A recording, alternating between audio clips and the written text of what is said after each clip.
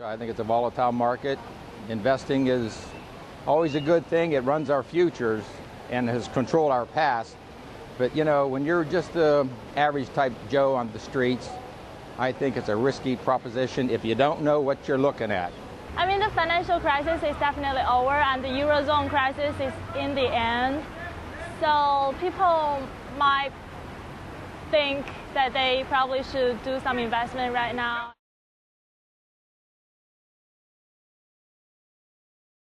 The most important thing would be high returns with the social conscious.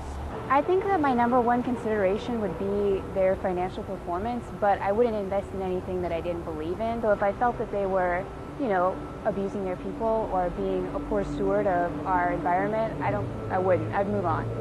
Everything that a company does is very important, including what's on the balance sheet. For an investor, the company has to make money.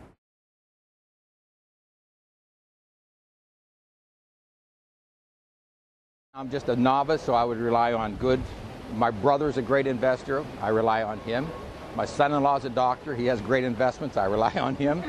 So I'm ready to take that next step, into a greater investment, into a more unsecure portfolio. Primarily from sources that are produced by the federal government, also a few different reporting agencies that are available online, some independent magazines like Money Magazine. But I ultimately defer to the advice of a financial advisor. Reading up on the company's reports, and also the financial institutions have websites that I read up on the companies, so I decide whether or not I want to invest in them. And I also have advisors that can give me a tip on what's good and what's not good.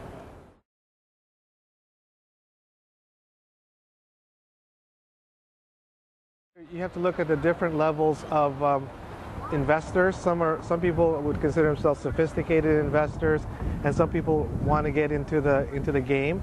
I think that what social media does, it brings a lot more people into the game. Social media, I think it brings more people in. It'll drive the market up.